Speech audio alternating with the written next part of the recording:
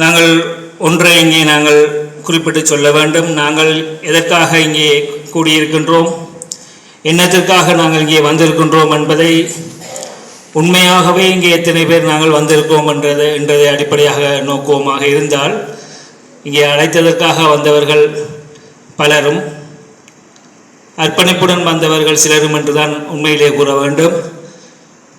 நாங்கள் 100% இங்கே வந்திருக்கின்ற 100% அர்ப்பணிப்புடன் நாங்கள் எமது வடக்கு கிழக்கு மாகாணத்தினுடைய அபிவிருத்தி தொடர்பாகவும் ஆளுமை தொடர்பாகவும் சிந்திப்போமாக இருந்தால், ஏதோ ஒரு சிறிதளவேனும் மக்களுக்கு ஏதோ ஒன்று செய்துவிட்டு செல்லலாம் என்று நினைக்கின்றேன்.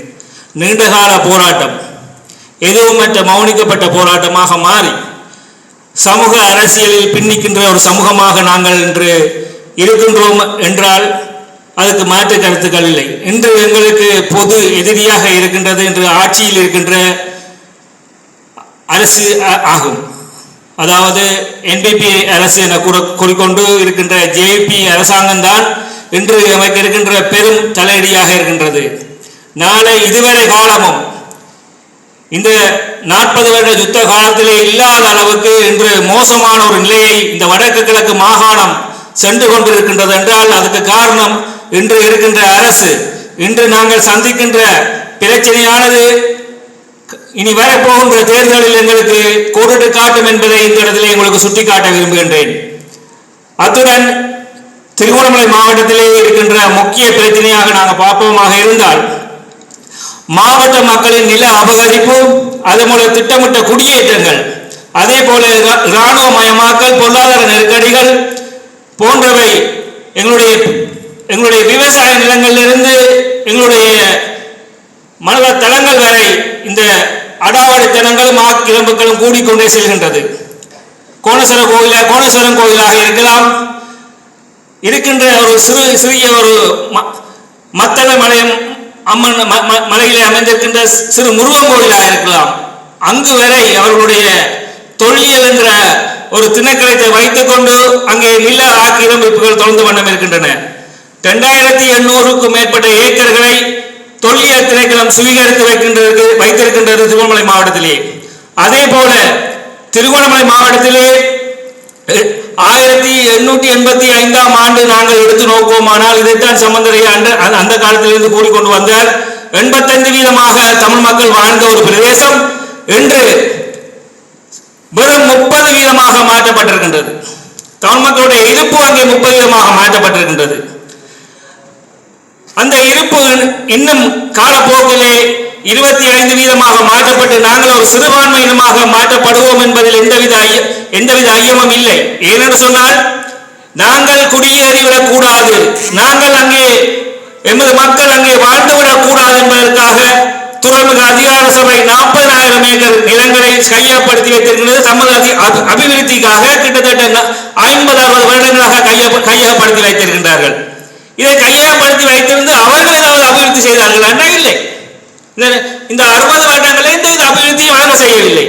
அதிலே 2000 ஏக்கர் நிலத்திலே பூர்வீகமாக 30 வருடமாக மக்கள் வசித்துக் கொண்டிருக்கிறார்கள். அவர்களுக்கு கூட அந்த சிறு நிலத்தை கூட விட்டுக் கொடுக்க அவர்கள் தயாராக இல்லை.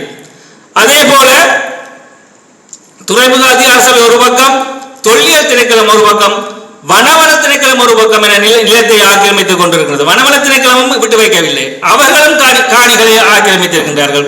திருகோணமலையை பொறுத்தளவிலே எங்க போனாலும் தொல்லியல் துறை ஏதோ ஒரு வகையிலே இடைஞ்சலை செய்து கொண்டுதான் இருக்குது. ஒரு மைதான அபிவிருத்தி, ஒரு நகரத்தில் இருக்கின்ற ஒரு மைதான அபிவிருத்தியை கூட அவர்கள் விட்டுக் கொடுப்பதற்கு தயாராக இல்லை திருகோணமலையில். இவ்வாறு தொடர்ச்சியாக எங்கள் மீதான ஆக்கிரமிப்புகள் தொடர்ந்த வண்ணம் இருக்கின்றன. அங்கே இருக்கின்ற முக்கிய பிரச்சனைகளை பார்ப்போமானால், நில ஆக்கிரமிப்பு, திட்டமிடப்பட்ட குடியேற்றங்கள், சுதந்திரத்துக்கு பின்னரான காலப்பகுதியில் அரசு அனுசரணையில் இடம்பெற்ற சிங்கள குடியேற்றங்கள் நீங்க பார்க்கலாம். நீங்கள் வெளியோயா பற்றி நாங்கள் கலைத்துக் கொண்டிருக்கின்றோம். வெளியோயாக்கு அருகிலே இருக்கின்ற குச்சவெளி பிரதேசத்திலே குடியேற்றப்பட்ட அதில் கையகப்படுத்தப்பட்ட காணிகளில் அங்கே வசிக்கின்ற ஒரு பிரதேச உறுப்பினர் இல்லை. குச்சவெளி பிரதேச சபையிலே சிங்கள உறுப்பினர் ஒரு பிரதேச உறுப்பினர் இல்லை. ஆனால் அங்கே இந்த அரசு பாராளுமன்றத்திற்கு, அதாவது யுத்தத்துக்கு பின்னர் 26 விகாரைகள் கட்டப்பட்டிருக்கின்றன. அந்த பிரதேசத்தில் 26 விகாரைகள் கட்டப்பட்டிருக்கின்றன. அங்கே ஒரு பிரதேச உறுப்பினர் குறைந்தது ஒரு 1000 வாக்காளர் இல்லாத ஒரு பிரதேசத்திலே 6 மூடுவதற்காக 24 காலம் கட்டப்பட்டது எனக்கு தெரியவில்லை. அதே போல மக்கள் தொகையிலே மாற்றம் கொண்டு வரப்பட்டிருக்கின்றது.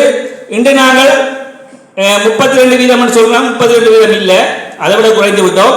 அதை இங்கே சுட்டிக்காட்ட விரும்புகின்றேன்.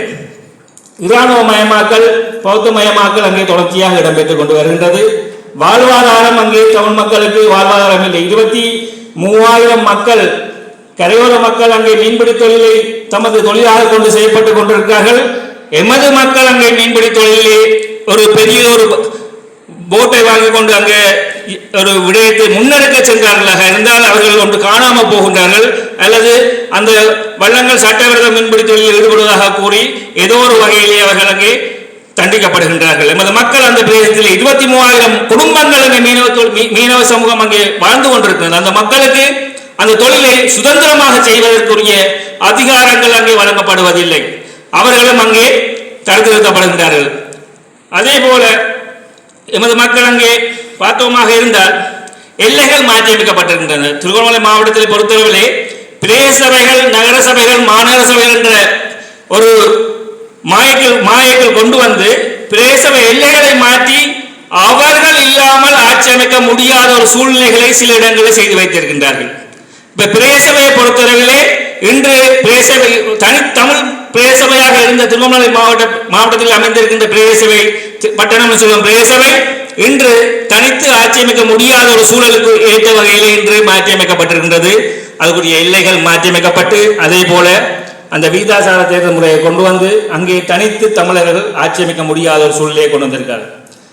இன்று பார்த்தோமாக இருந்தால் இந்த மாநகர சபையும் அதே மாறித்தார். மாநகர சபையும் ஏதோ ஒரு வகையிலே நாங்கள் 2 கட்சிகளும் சேர்ந்து ஆட்சி அமைக்கலாம், அதாவது ஆட்சி அமைத்தால் ஒரு பெரும்பான்மை கிடைக்கும் என்ற நிலையாக இருக்கின்றது ஒழிய நாங்கள் இந்த தேர்தலை கேட்காமல் விட்டிருந்தால் அதுவும் சிங்கள மக்களுடனோ அல்லது முஸ்லிம் மக்களுடனோ சேர்ந்துதான் ஆட்சி அமைக்கக்கூடிய ஒரு சூழலை அங்கே மாற்றி அமைக்கப்பட்டிருக்கின்றது. அது மட்டுமல்ல, இன்று நீங்கள் எடுத்துக்கொண்ட சாதாரண உதாரணம், இன்று தமிழர்கள் பிரதேசபையிலே அல்லது நகர சபையிலே மாநகர சபையிலே ஆட்சி அதிகாரத்தில் இருக்கின்ற எங்களுடைய ஜனநாயக தமிழ் தேசிய கூட்டமைப்பும் தமிழ் தேசிய கூட்டமைப்பு என்ற ரீதியிலே நாங்கள் ஒன்று சேர்ந்து ஆட்சி அமைத்திருக்கின்ற சபைகளுக்கு எந்த விதமான வேலை திட்டங்களும் அரசாங்கத்தால் வழங்கப்படுவதில்லை. அந்த வேலை திட்டங்கள் நேரடியாக டிசிசி மீட்டிங்கிலே கலைக்கப்பட்டு நேரடியாக அவர்களுடைய பிரதேச சபையிலே எலெக்ஷனில் நின்ற, அதாவது சபைகளில் எலெக்ஷனில் நின்ற உறுப்பினர்களை முன்னிலைப்படுத்தி இன்று அந்த அபிவிருத்திகள் தொடர்ச்சியாக மேற்கொள்ளப்பட்டுக் கொண்டு வருகின்றது. அந்த இடத்திலே இந்த வென்ற உறுப்பினரும் சரி, வீதாசாரத்திலே தெரிவு செய்த உறுப்பினரும் சரி, அதில் எந்தவித பங்குதாரிகளாகவும் காட்டப்படுவதில்லை.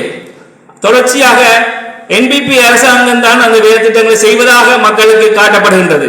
என்பிபி அரசாங்கம் தான் முழுவதையும் செய்வதாக என்று காட்டப்படுகின்றது. இன்று ஒரு ரெவென்யூ ஆபீசரை நியமிக்க முடியாத, ஒரு கெசுவலாக நியமிக்க முடியாத அளவுக்கு அங்கே நிறுத்தி வைத்திருக்கின்றார்கள் அதிகாரத்தை.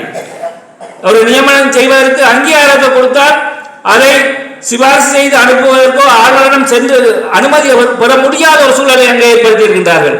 கடந்த டிசிசி மீட்டிங்ல நீங்க மட்டக்களப்பில் பார்த்திருந்தா தெரியும், சண்டை பிடித்து தான் அந்த பாராளுமன்ற உறுப்பினர்கள் கெசுவலாக நியமனத்தை பெறுவதற்கு கௌரவ ஆளுநரிடமிருந்து அனுமதியை பெற்றார்கள். இவ்வாறு ஒரு மக்கள் மத்தியிலே அந்த பிரச்சனையை கொண்டு போய் தான் வெல்ல வேண்டிய ஒரு சூழலுக்கு இன்று சபைகளையும், அதாவது தமிழர்கள் வென்ற சபைகளை அவர்கள் இறுக்கி வைத்திருக்கின்றார்கள். இதுவரை காலமும் இல்லாத, அரசாங்கம் செய்யாத வேலைகளை இந்த அரசாங்கம் செய்கின்றது. ஆனால் மக்கள் மத்தியிலே நல்லவர் வேஷம் போட்டுக்கொண்டு பசுத்தோல் போட்ட அவர்கள் புலியாக இல்லை, சிங்கமாக அவர்கள் இருந்து கொண்டிருக்கின்றார்கள்.